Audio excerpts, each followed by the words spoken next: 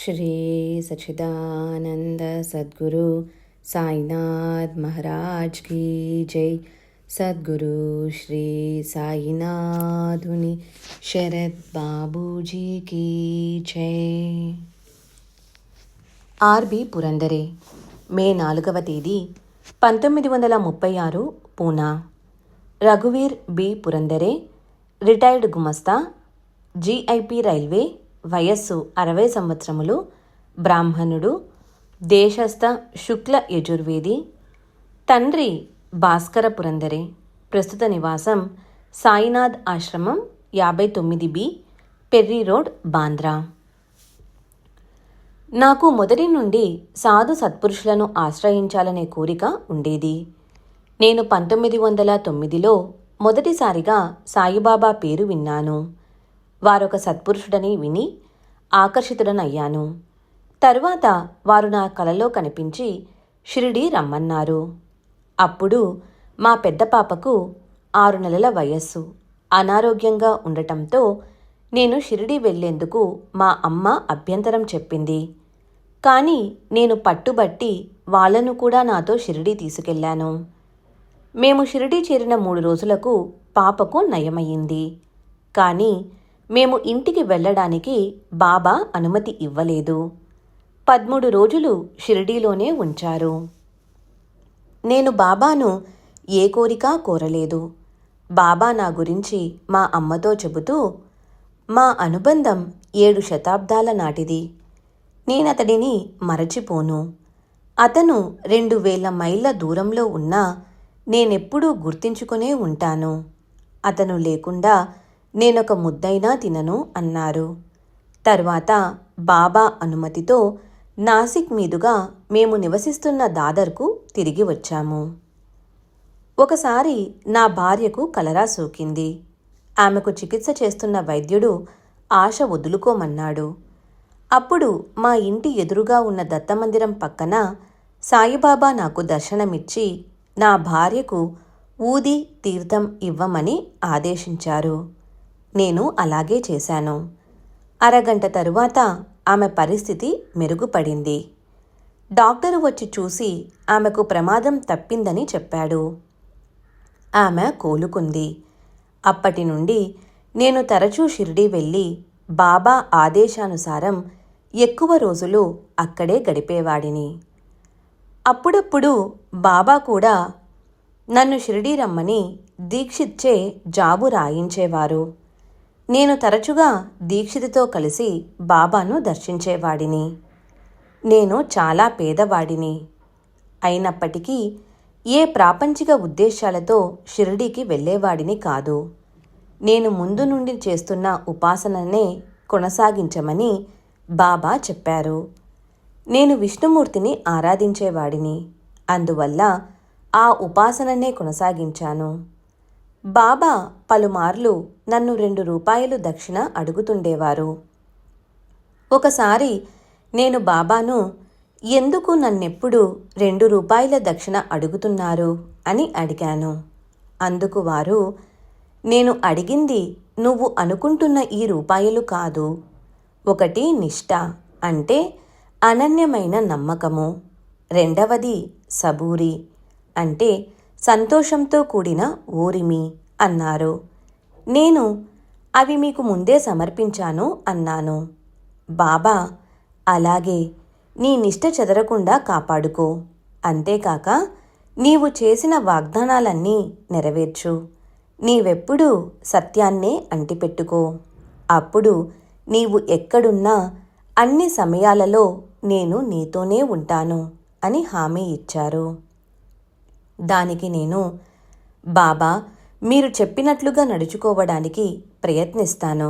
కానీ నా మనస్సు నా ఆధీనంలో ఉండేటట్లు మీరు అనుగ్రహించాలి అన్నాను. దానికి వారు సమ్మతించారు. ఇదంతా నా ప్రథమ దర్శనంలోనే జరిగింది. బాబా నన్ను స్వంతంగా ఒక ఇల్లు కొనుక్కోమని ప్రోత్సహించారు. నా జీతం నెలకు 35 రూపాయలు.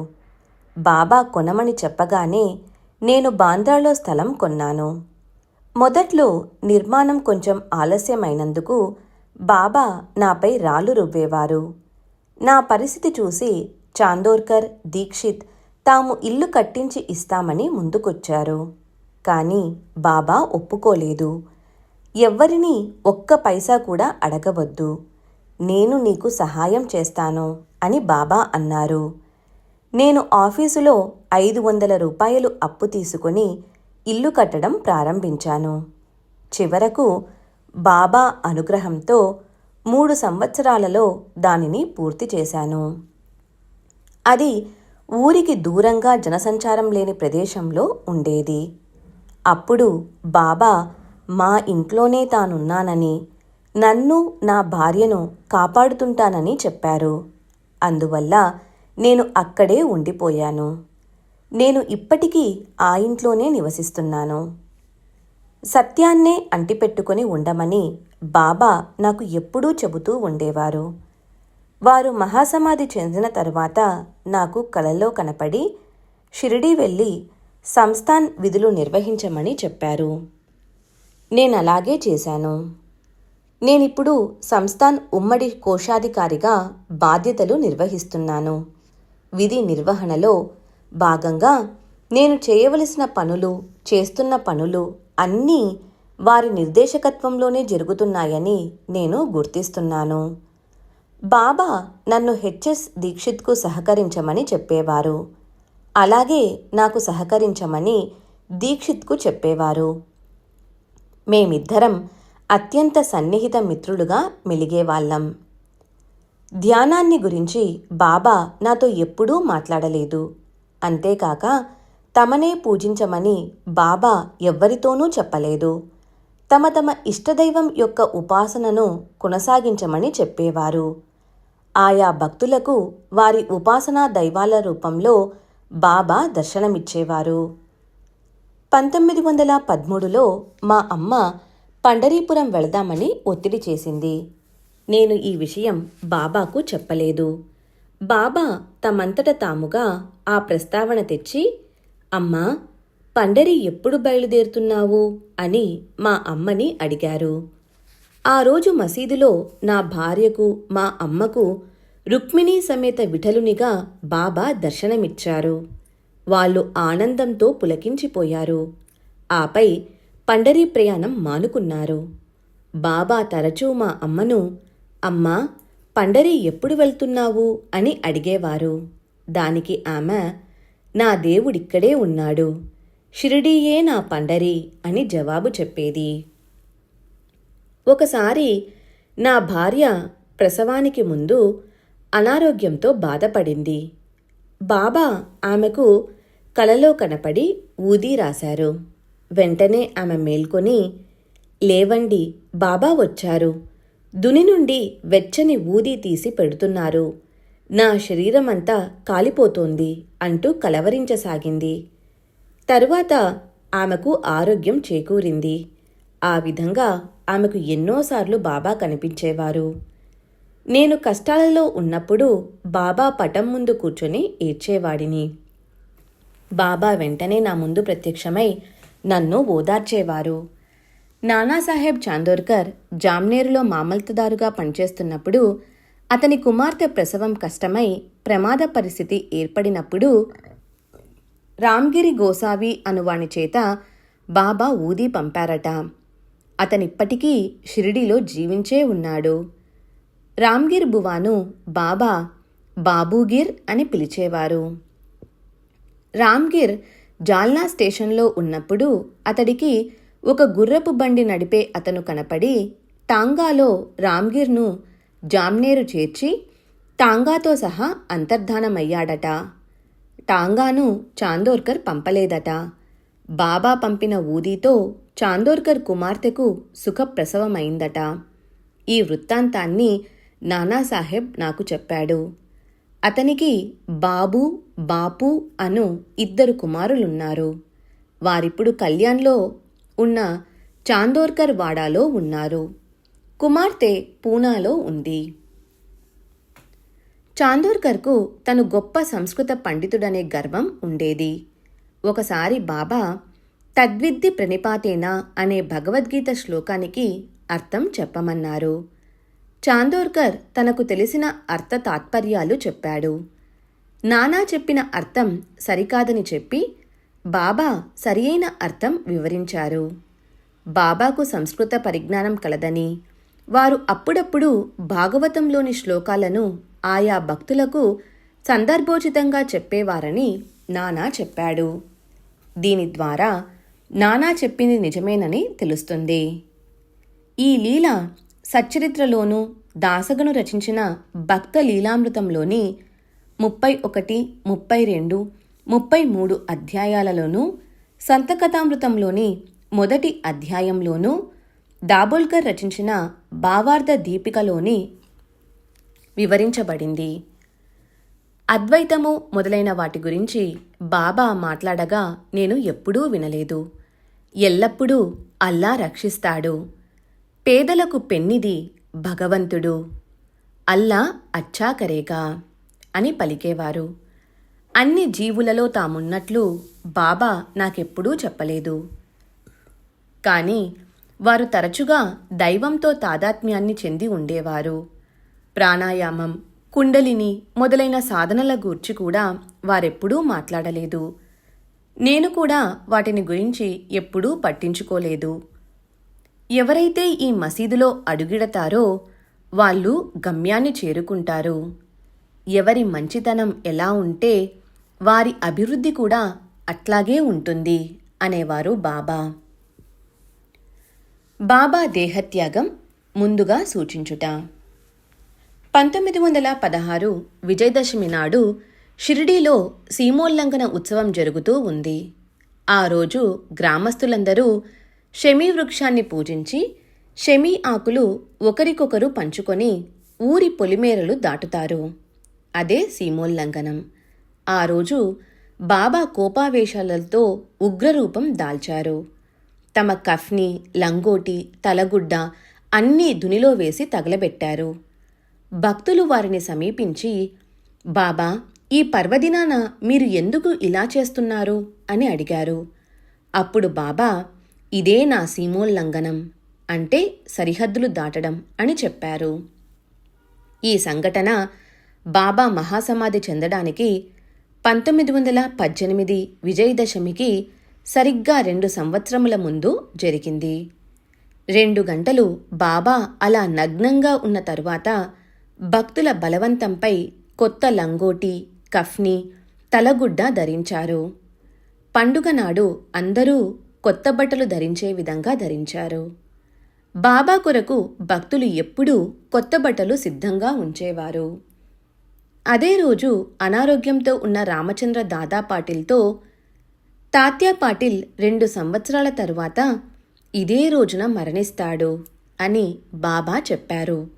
వారు చెప్పినట్లుగా 2 సంవత్సరాల తరువాత తాత్యా తీవ్రంగా జబ్బుపడ్డాడు. దసరాకు వారం రోజుల ముందు నుండి బాబా కూడా అనారోగ్యంతో ఉన్నారు. తాత్యా కోలుకున్నాడు. కానీ బాబా నిర్యాణం చెందారు. తాత్యాను బ్రతికించేందుకే బాబా తమ ప్రాణాన్ని పణంగా పెట్టారని అందరూ అనుకున్నారు. ఇలాంటి సంఘటనలు ఇతర మహాత్ముల జీవితాలలో కూడా జరిగాయి. ఈనాటికి బాబా తమ భక్తులను కాపాడుతున్నారు. నా జీవితంలో జరిగిన మరో సంఘటన వివరిస్తాను. 1932లో నేను కీళ్ల జబ్బుతో తీవ్ర అనారోగ్యానికి గురై మృత్యువుకు దగ్గరయ్యాను. యమదూతలు నా ప్రాణాన్ని తీసుకెళ్లడానికి సమీపిస్తున్నారు. అప్పుడు బాబా వచ్చి నా మంచంపై కూర్చొని నా చేతిని తీసుకొని తమ మోకాలిపై ఉంచారు. సమీపిస్తున్న యమదూతలను తరిమికొట్టి నన్ను రక్షించారు. బాబా సమాధి చెందడానికి 12 లేక 15 రోజుల ముందు నన్ను, దీక్షిత్ను బొంబాయి వెళ్ళిపొమ్మని ఆదేశించారు. నేను చాలా దూరం వెళుతున్నాను, మీరు నన్ను తర్వాత అనుసరించండి అని చెప్పారు. ఇంకా నా సమాధి సమాధానమిస్తుంది, నా నామం పలుకుతుంది, నా మట్టి మాట్లాడుతుంది అన్నారు. మేము వెళ్ళిపోయాము. అప్పటికి బాబాకు ఎలాంటి సుస్థి లేదు కనుక బాబా దేహత్యాగం చేస్తారని మేము ఊహించలేదు. అంతకు మునుపు కూడా వారు అవే మాటలు పలికి ఉన్నారు. ఆ మాటల్లోని ఆంతర్యం అప్పుడు మాకు బోధపడలేదు. నాకు కోపం ఎక్కువ. త్వరగా ఆవేశానికి లోనయ్యేవాడిని. బాబా తరచుగా నాతో, నిన్నెవరైనా దూషించినా, దండించినా వారితో గొడవకు దిగవద్దు. నీవు సహించలేకుంటే 1-2 మాటలతో సమాధానం ఇవ్వు, లేదా ఆ చోటు వీడి వెళ్ళిపో. అంతేకాని వారితో పోట్లాడవద్దు. మీరు ఎవరితోనైనా తగువు పెట్టుకుంటే నాకు అసహ్యము, బాధ కలుగుతుంది అని పలికేవారు. ఈ హితవాక్యాలు నాతోనే కాక ఇతర భక్తులతోనూ అనేకసార్లు చెప్పేవారు. బాబా ఎప్పుడూ నాకు తెలిసినంత వరకు కైలాసం, వైకుంఠం, స్వర్గం, జీవితం యొక్క లక్ష్యం, మోక్షం గురించి మాట్లాడలేదు. కానీ ఒకసారి నా కాకాను విమానంలో తీసుకెళ్తాను అన్నారు. విమానంలో తీసుకెళ్లడం అంటే సద్గతినివ్వడం అని అర్థం. అట్లాగే దీక్షిత్ 1926లో ఒక ఏకాదశి నాడు బాబా గురించి మాట్లాడుతూ ప్రశాంతంగా ప్రాణాలు విడిచాడు. బాబా అప్పుడప్పుడు నాతోనూ ఇతర భక్తులతోనూ, నావాడు 1000 మైళ్ళ అవతల మరణించినప్పటికీ పిచ్చుక కాలికి దారం కట్టి లాగినట్లు లాగి నా వద్దకు చేర్చుకుంటాను అని చెప్పేవారు. ఇంకా నా వాడిని నా నుండి దూరంగా వెళ్ళడానికి అనుమతించను అని కూడా చెప్పేవారు. నాకు తెలిసి కొందరు ఏకాదశి నాడు షిరిడీలో మరణించారు. వారు తప్పక స్వర్గానికి చేరి ఉంటారని నా అభిప్రాయం. బాబా అప్పుడప్పుడు భవిష్యత్తును గురించి చెప్పేవారు. కానీ నా భవిష్యత్తును గురించి నేను ఎప్పుడూ వారిని అడగలేదు. 1914-16 మధ్య ఒక ఆమె బాబా దగ్గరకొచ్చి, నాకు ఎప్పుడు మంచి జన్మ లభిస్తుంది అని అడిగింది. బాబా, నీ మరుజన్మలో అని సమాధానమిచ్చారు. ఆమె మరుసటి రోజు తన ప్రస్తుత జన్మను అంతం చేసుకోదలచి వెళ్ళి బావిలో దూకేసింది. కానీ ఆమెను ఎవరో రక్షించారు. బాబా సశరీరులుగా ఉన్నప్పుడు ఒకసారి సగున్మేర్ నాయక్ను పిలిచి, అన్నంలో నెయ్యి కలిపి దానిలో కొంత దునికి సమర్పించి మిగతాది నాకు తీసుకురా అన్నారు. అతను అలాగే చేశాడు. బాబా ఆ నివేదనను స్వీకరించారు. అంతకుముందు సగున్ తెచ్చే నైవేద్యంలో నెయ్యి ఉండేది కాదు. సగున్ ఆ రోజు నుండి అలాగే చేయడం మొదలుపెట్టాడు. ప్రతిరోజు నివేదన సగునమేర్ నాయక్ ఇంటి నుండే వచ్చేది. ఇప్పటికీ అది అలాగే కొనసాగుతుంది. బాబా మాంసాహారం తినడం నేను చూడలేదు. మహమ్మదీయులు నివేదన చేస్తున్నప్పుడు బాబా ఫకీర్లను ఫత్యా చదవమని చెప్పేవారు. ఒకసారి బాబా నా వద్దనున్న పాత రాగి నాణాలన్నీ తమకు ఇవ్వమన్నారు. నేను నా దగ్గరున్నవన్నీ వారికి ఇచ్చాను. వాటిని వారేమి చేశారో నాకు తెలియదు. బాబా తమ దగ్గరున్న నాణాలన్నిటినీ గుడ్డ మడతలలో మూటకట్టి ఒకదానితో ఒకటి కలిసి గలగలా ధ్వని చేయకుండా ఉండేటట్లు వారి జోబులో పెట్టుకునేవారు. ఒకసారి బాబా దక్షిణ అడిగారు. నా వద్ద ఉన్నదంతా ఇచ్చేశాను. ఇంకోసారి ఇలాగే నా దగ్గరున్న నాణాలన్నీ బాబాకు ఇచ్చేశాను కదా అని అనుకుంటున్నప్పుడు, నీ జోబులో 2 అణాలు నాణెమొకటి మిగిలి ఉంది చూడు అన్నారు. చూస్తే నిజంగానే ఉంది. దానిని కూడా వారికి ఇచ్చేశాను. బాబా ఇలా చాలామంది భక్తుల దగ్గరున్న డబ్బంతా తీసేసుకునేవారు. వారలా ఎందుకు చేసేవారో నాకు తెలియదు. కొందరు భక్తులు బాబాను అంత డబ్బు ఎందుకు తీసుకుంటారని అడిగేవారు. నేనందరినీ అడగను. ఆ ఫకీరు దేవుడు ఎవరిని చూపిస్తారో వాళ్ళనే అడుగుతాను. కానీ బదులుగా వాళ్ళకి నేను తీసుకున్న దానికి 10 ఇవ్వవలసి ఉంటుంది. నేను నా స్వంతానికి ఏమీ తీసుకోను. నాకు ఏ సంసారమూ లేదు అని జవాబు ఇచ్చేవారు. గాయకులకు, వీధి నాటకాల వారికి, ఫకీర్లకు బాబా ధారాళంగా డబ్బులిచ్చేవారు. దుని కోసం బాబా మోపుల కొద్దీ కట్టెలు కొనేవారు.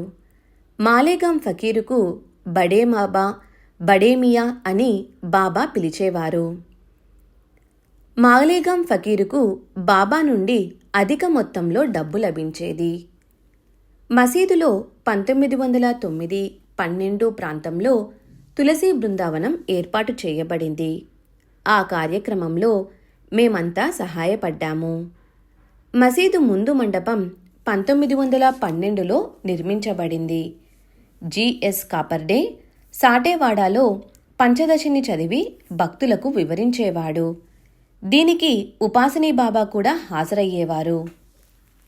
నేను నిరంతరం ఇతర పనులలో నిమగ్నమై ఉండటంతో ఎప్పుడూ అక్కడకు వెళ్ళలేదు.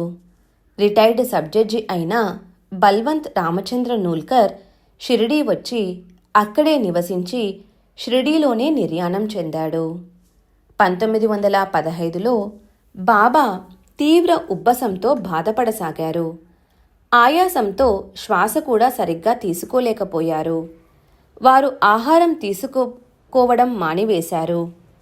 నేను బాబా పరిస్థితి చూసి రోదించాను. ఎందుకు ఏడుస్తున్నావు అని బాబా అడిగారు. నేను మిమ్మల్ని ఈ స్థితిలో చూడలేకపోతున్నాను బాబా అన్నాను. భయపడకు, 2-3 రోజులలో నేను కోలుకుంటాను. అల్లా నాకు ఈ వ్యాధిని ఇచ్చారు. వారే దీనిని తగ్గిస్తారు. నీవు ఏడవవద్దు. గత 2-3 రోజులుగా నీవే జ్ఞాపకం వస్తున్నావు. అందుకే నిన్ను రమ్మంటూ జాబు రాయమని కాకాతో చెప్పాను అని బాబా అన్నారు. కానీ దీక్షిత్ నాకు జాబు రాయలేదు. అసలు జరిగిన విషయమేమంటే బాబా ఆజ్ఞ మేరకు దీక్షిత్ నాకు జాబు రాయబోతుంటే అతనే వస్తున్నాడు, జాబు రాయనవసరం లేదు అని బాబా అన్నారట. బాబా అనారోగ్యంతో ఉన్నారని నాకు తెలియదు. ఎందుకో వారిని చూడాలనిపించి బయలుదేరాను. బాబా ఎంత అనారోగ్యంతో ఉన్నప్పటికీ మందులు వేసుకునేవారు కాదు. అది వారి పద్ధతి. ఎంత సుస్థిగా ఉన్నప్పటికీ భిక్షకు వెళ్ళడం మానరు. ఒక్కొక్కసారి భక్తుల సహాయంతో నడిచి వెళ్ళి భిక్ష చేసేవారు. కానీ బాబా దానిని తినేవారు కాదు. వారు అనారోగ్యంతో ఉన్నా తమ రోజువారీ దినచర్యను ఏమాత్రమూ మానేవారు కాదు. బాబా అనారోగ్యంగా ఉన్నప్పుడు ఒక భక్తుడు చక్రాల కుర్చీ తెచ్చాడు. కానీ దానిని ఆయన ఏనాడూ ఉపయోగించలేదు. బాబాకు సుస్థిగా ఉన్న రోజుల్లోనే ఒకసారి వారు నిచ్చెన సాయంతో ఒక ఇంటి మిద్దపైకి ఎక్కి అటు నుండి ఆ పక్క ఇంటి మీదుగా రాధాకృష్ణ ఆయి ఇంటిపైకి చేరారు. బాబా అక్కడ నుండి దిగడానికి ప్రయత్నిస్తున్నప్పుడు ఒక అతను వారిని ఎత్తుకొని క్రిందికి తీసుకొచ్చాడు. బాబా అతనికి 3-4 రూపాయలిచ్చి, మనము ఎవరి కష్టాన్ని ఉచితంగా పొందకూడదు అని భక్తులకు చెప్పారు. నేను ఇవన్నీ ప్రత్యక్షంగా చూశాను. 1920లో నా భార్య తీవ్ర అనారోగ్యానికి గురై ప్రమాద స్థితికి చేరుకుంది. ఆమె రాబోయే ఉరుసు, రామనవమి ఉత్సవాలకు షిరిడీ వెళ్ళలేకపోతున్నందుకు బాధపడసాగింది. ఆ రాత్రి బాబా ఆమె కలలో కనపడి, బాధపడకు, నేను నిన్ను ఉరుసు ఉత్సవానికి తప్పక తీసుకెళతాను అని హామీ ఇచ్చారు. మరునాటి ఉదయం ఆమె కొద్దిగా కోలుకొని ఆ కల విషయం నాతో చెప్పింది. కానీ ఆమె అనారోగ్యంతోనే శ్రీరామనవమి నాడు బాబా బాబా అని బాబా నామాన్ని ఉచ్చరిస్తూ తుదిశ్వాస విడిచింది. ఇక షిరిడీలో శ్రీరామనవమి ఉత్సవాలు ఎలా జరుగుతాయో వివరిస్తాను. ఉదయం 10 గంటలకు జెండాలను గ్రామమంతా ఊరేగించి మసీదు పైన కడతారు. తర్వాత 12 గంటలకు హిందీలో రామజన్మ కీర్తన పాడడం మొదలవుతుంది. మహమ్మదీయులు కూడా ఖురాను చదవడం మొదలుపెట్టి చందనాన్ని గ్రామమంతా ఊరేగింపుగా తీసుకెళతారు. ఈ చందనోత్సవంలో హిందువులు చేసే జెండా ఉత్సవంలో మహమ్మదీయులు పాల్గొనేవారు. అందుకే హిందూ ముస్లింల మధ్య విభేదాలు తొలగించి సోదరభావం నెలకొల్పేటందుకే బాబా జన్మించారు అని బాబాకు పాడే ఆరతి గీతాలలో కీర్తిస్తారు. బాబా స్నానం చేస్తున్నప్పుడు నేను చూడటం జరిగింది. నాకు తెలిసినంత వరకు వారికి సుంతి చేయలేదు. వారి చెవులు కుట్టబడి ఉన్నాయి. మేఘుడు బాబాను శివుని యొక్క అవతారంగా భావించి ఒంటికాలిపై నిల్చుని పూజించేవాడు. బాబా మేఘుని కలలో కనిపించి అతను నివసిస్తున్న సాటేవాడాలోని గోడపై త్రిశూలం గీయమని ఆదేశించారు. మేఘుడు అలాగే చేశాడు. మరుసటి రోజు బాబా అతనికి పూజించుకునేందుకు ఒక శివలింగం కూడా ఇచ్చారు. ఆ శివలింగం ఈనాటికీ ఉంది. మేఘుడు నాకొక అద్భుత లీల గురించి ఇలా చెప్పాడు. ఒకసారి మేఘుడు బాబాకు గంగాజలంతో స్నానం చేయించదలచి వారి అనుమతిని కోరాడు. బాబా శరీరానికి శిరస్సే ప్రధానమని, తమ తలపై కొంచెం నీళ్లు పోసి తలను మాత్రం తడపమని చెప్పారు. అప్పుడు మేఘుడు కోపర్గాం వద్ద ఉన్న గోదావరి నుండి కుండతో నీళ్లు తెచ్చి భక్తిపారవశ్యంతో బాబా తలపై కుమ్మరించాడు. కాని అద్భుతమేమంటే బాబా తల మాత్రమే తడిచింది. తల క్రింది భాగమంతా అంటే చేతులు, కాళ్ళు, కఫ్ని ఏమీ తడవలేదు. బాబా 1-2 సార్లు పాటలు పాడగా నేను విన్నాను. భక్తులు పాటలు పాడినప్పుడు బాబా ప్రసన్నంగా వినేవారు. మేము సాటేవాడాలో బాపుసాహెబ్ జోగ్ నిర్వహిస్తున్న ఏకనాథ భాగవత పారాయణకు హాజరయ్యేవాళ్ళం. అద్భుతమైన విషయమేమంటే జోగ్ పారాయణ చేసే భాగంలో అంతకుముందు మసీదులో బాబా మాతో మాట్లాడిన మాటలు ఉండేవి. మేమంతా ఆశ్చర్యపోయేవాళ్ళం. ఇలాంటి అనుభవం చాలాసార్లు జరిగింది. కానీ నాకు ఆ వివరాలు ఒక్కటి కూడా గుర్తులేదు. 1936 మే 5వ తేదీన చెప్పిన విషయాలు. బాబా ప్రతిదినం వేకువజామున దుని దగ్గర దక్షిణాభిముఖంగా స్తంభాన్ని ఆనుకొని కూర్చొని ఏదో చేస్తూ ఉండేవారు. ఏం చేస్తుంటారో నాకు తెలియదు. ఆ సమయంలో ఎవరినీ వారి వద్దకు రానిచ్చేవారు కాదు. భక్తులు వారికి 50 అడుగుల దూరంలో ఉండేవారు. సేవకులు మాత్రం చిమ్మడం, శుభ్రం చేయడం, దునిలో కట్టెలు వేయడం మొదలైన పనులు చేస్తూ ఉండేవారు. బాబా ఆ సమయంలో యాదే హక్ వంటి పదాలను ఉచ్చరిస్తూ ఉండేవారు. కానీ అవి దూరంగా ఉన్న మాకు అరుదుగా వినపడేవి. వారు తరచుగా భగవంతుడే యజమాని, రక్షించువాడు, అల్లా మాలిక్, అల్లా వలీహై అనేవారు. నేను ఒకసారి షిరిడీ వెళ్ళడానికి నిర్ణయించుకొని ఆఫీసుకు సెలవు పెట్టాను. మా అమ్మకు కూడా చెప్పాను. నేను మరుసటి రోజు సాయంత్రం షిరిడీ బయలుదేరవలసి ఉంది. కానీ ఆ రోజు రాత్రి బాబా నా కలలో కనిపించి షిరిడీ రావద్దు అని చెప్పారు. బాబా అలా ఎందుకు చెప్పారా అని నేను ఆశ్చర్యపోయాను. నేను వారి ఆదేశం మేరకు షిరిడీ వెళ్ళడం మానుకొని ఆఫీసుకు వెళ్ళాను. అకస్మాత్తుగా ఆ మర్నాడు నుండి వర్క్షాప్ కార్మికులందరూ సమ్మె ప్రారంభించారు. ముందు అనుకున్నట్లుగా నేను ఆ రోజు షిరిడీ వెళ్ళి ఉంటే నాకు సమ్మెలో భాగముందని అధికారులు అనుమానించి నాపై చర్య తీసుకునేందుకు అవకాశముండేది. బాబా నన్ను షిరిడీ రాకుండా ఆపి వీటన్నిటి నుండి రక్షించారు. ఇంజనీరుగా పనిచేస్తున్న రఘునాథ్ ముకుంద్ గారి మనుమడు యశ్వంతరావు 1911 లేక 1912లోనో గురుపూర్ణిమకు నా వెంట షిరిడీ వచ్చాడు. అప్పుడు షిరిడీలో కలరా ప్రబలి ఉంది. యశ్వంతరావు నాకన్నా ముందుగా ఊరికి తిరిగి వెళ్ళదలుచుకోలేదు. కానీ అతనిని ఇంటికి వెళ్ళమని ఆదేశిస్తూ బాబా ఊది ఇచ్చారు. అయినా అతను బయలుదేరదలుచుకోలేదు. బాబా దగ్గర సెలవు తీసుకున్నాడు కనుక వెళ్ళడమే మంచిదని అతనికి నేను చెప్పాను. కానీ అతను షిరిడీలోనే ఉండిపోయాడు. ఆ రాత్రి అతనికి కలరా సోకి మరునాటి ఉదయం చనిపోయాడు. మేగుడు మరణించడానికి 2-3 రోజుల ముందు అనారోగ్యంతో ఉన్నప్పుడు బాబా అతనికి ఊది ఇచ్చారు. అతను మరణించినప్పుడు బాబా చూడడానికి వెళ్ళారు. అతని శవాన్ని పూలతో కప్పి కన్నీరు కార్చారు. అంతేకాదు, శవాన్ని దహనం చేసినప్పుడు శ్మశానానికి కూడా వెళ్ళారు. నేను ఒకసారి షిరిడీ నుండి ఇంటికి బయలుదేరాను. ఆ రోజు సోమవారం, సంత జరిగే రోజు. మన్మాడు వెళ్లే చివరి రైలు కోపర్గాంలో సాయంత్రం 6:30 గంటలకు బయలుదేరుతుంది. కానీ బాబా 4:30 గంటల వరకు వెళ్ళడానికి అనుమతించలేదు. అంతేకాదు, రేగేను నాతో బయలుదేరమన్నారు. మేము ఎడ్లబండి మాట్లాడుకొని బయలుదేరాము.